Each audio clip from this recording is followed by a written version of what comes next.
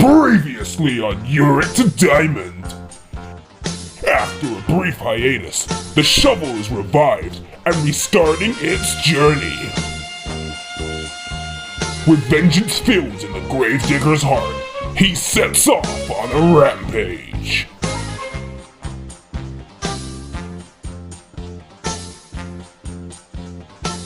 History repeats itself, except this time, there is no mercy.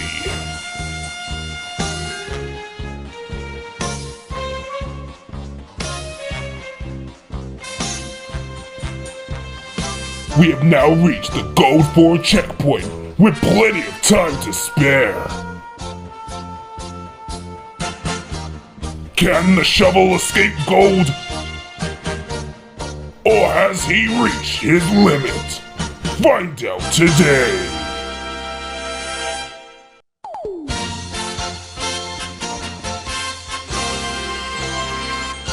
So for our first game of the episode, we are facing Jax. So what you need to know about this matchup is that you need to respect his level 1 and his level 2. You can't really fight the Jax with Counter-Strike up and you only have your Q up. So what I suggest for level 1 is poke him when you can with your grasp Q, otherwise just farm up, and when he gets level 2 he's going to play very aggressive, so what you have to do is back off or he's going to basically half health you. Whenever the Jax decides to Counter-Strike, all you have to do is walk backwards into your wave, and when he finishes using it you can just attack him. And you actually have a positive trade because he's in your minion wave and you would win it.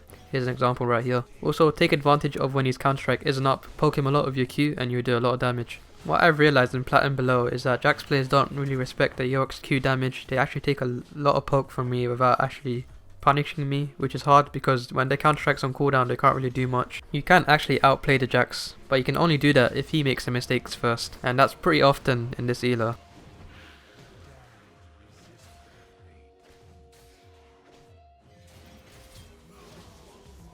So the two main mistakes he made here was that he used his leap on me without me using my W, so he had no way of escaping as soon as he leaped into me. That also means I can kite out his Counter-Strike and then walk back in when he finishes it. He then fights me and ignores my ghouls. And plus, he didn't use the Counter-Strike to mitigate the ghouls damage and he starts fighting me without any cooldowns. Me doing this breakdown, you're probably thinking, wow, this Jax player sucks, but this is 99% of Jax players in Plat and below, and I've experienced this so far in my journey. Here's another example of me solo killing the Jax. He does play it somewhat correctly this time, he doesn't leap into me and he uses E to block my Q damage. But because I play it smart, I hold onto my W until he leaps and then I just destroy him. And what I recommend for this matchup is that for your first pack you should get Sheen every time. Since your Sheen grasp Q combo does a lot of damage to him, you can actually half health him if you do it twice. And it's perfect because you want to have short trades with Jax, you don't want to fight him for long if he has cooldowns up.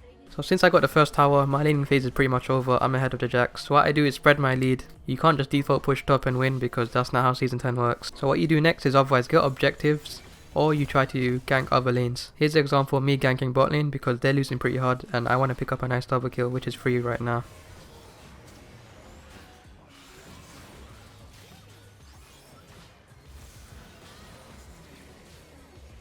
By the way, can we just appreciate that Q damage I did there with the grasp Sheen proc? That's one of the main reasons why I use grasp. It's just so satisfying doing big damage with 1 Q. Alright, for our next game we're facing a Garen. Pretty easy matchup if you know what you're doing. And basically the win condition to winning this lane is just landing your W at the right time, using your E properly of course, and just winning.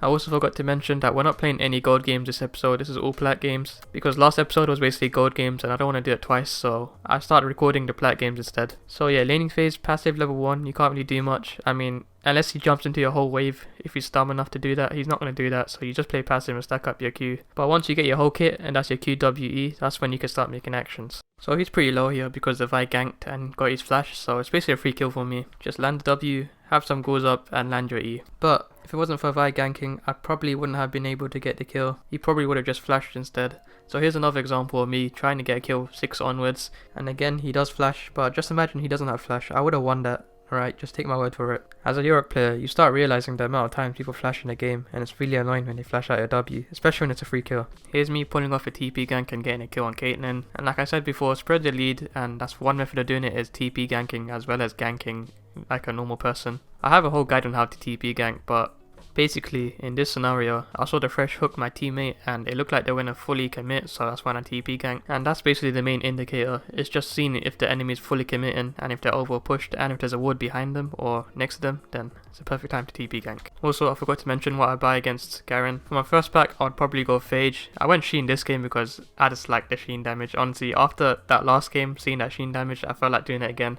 But it's optimal if you go Phage against Garen, first item back. And so a lot of things happen in this game. So what I'm going to do is put on some copyrighted music so I can get copyright striked. But it's worth it in the end because it makes watching the shovel more enjoyable.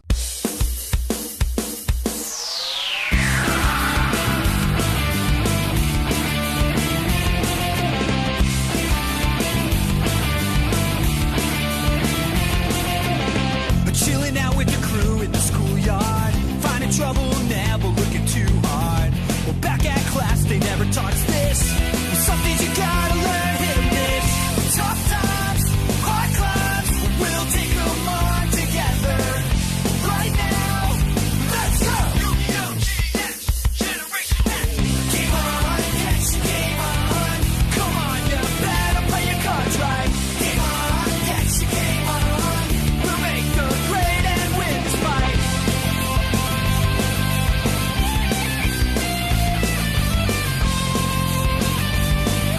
We'll make the grade somehow. Yeah! Game on, yes, game on. Come on, you better play your cards right.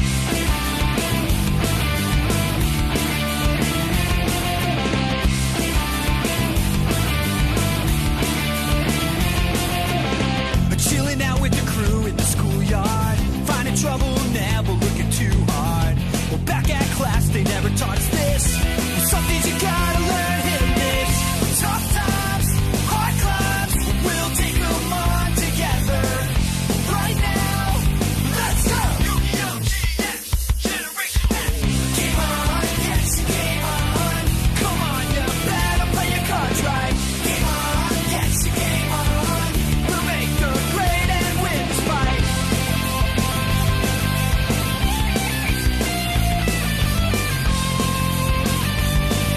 We'll make the grade somehow.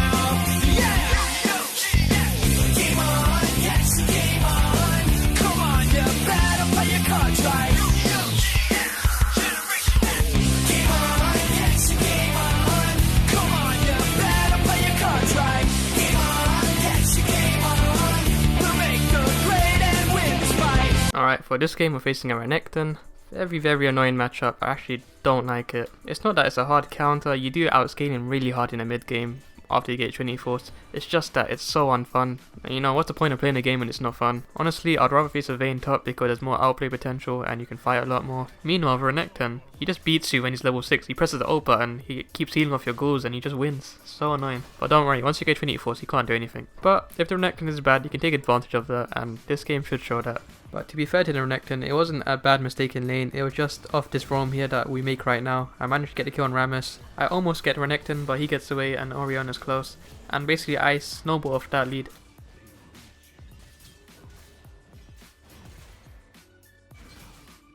So by snowballing, I get a solo kill here, because I've got double buffs and I've got a Sheen power spike. You don't really rush Sheen against Renekton, it was just, I was feeling a bit cheeky this day. I was running Sheen every other game, to be honest. But yeah, I solo kill him here. The mistake he makes is that he uses his dash to go into me and he can't get out anymore. So once I land my E's and my goals are on him, it's basically over for him. I don't have double buffs, it ran out, but I do kill him and it feels good because I actually hate Renekton. Alright, so lane's basically over. Renekton's hiding under his tower, I'm level 8. And now I'm gonna start roaming now. Again, roaming, I've said it so many times. Roam when you push in the wave because Yorick is one of those champs where you're gonna have perma prio if you're ahead. Please, if that's one thing you can take out of my episode, is just learning to roam, alright? Don't stay in, I remember doing VOD reviews and people just stayed in lane and did nothing. Just roam, like I'm doing here. Orianna's open, she gets a solo kill on my mid laner, and I just walk in and kill her because she don't expect it, because no one roams. Look, I'm doing it again. This time I'm coming from the bot lane, I do it from all directions, you don't expect it. But basically we swap lanes, so I'll come from the bot lane. But look, I'm roaming again on an unexpected. Orianna has no idea what she's doing and she dies thanks to the Gragas as well, and we get the Shoutout. That's 2 kills that just happened because I roamed. Anyway, this game was one-sided. We won pretty damn hard if you look at the score, so let's move on to the next game. For this game we're facing a kill, and just like Maiden faintly whispering into my ears, this lane is euphoric. Unless I'm against an LEC top laner, it's fine. Very easy lane, alright? You just need to know when to attack her, and just don't let her scale 40 minutes into the game. That's pretty much it. I mean, look at this, there's like a billion minions attacking me right now.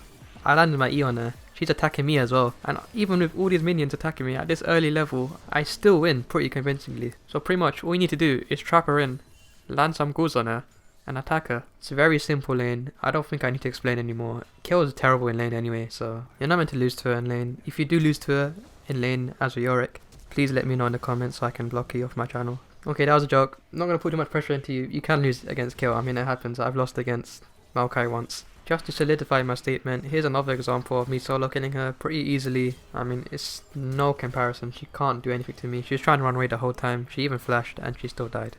Have a look at this, guys. It's the typical EUS experience. That's one of the reasons why I suggest muting people to save your sanity on this server. This game we're facing a Halo Blades Kalista top. Very niche pick that might blow up very soon because of that Korean guy that's spamming it. I think it's the Shy that's doing it right now. It's my first time laning against it, and the first thing I just saw there is that you cannot go next to level 1.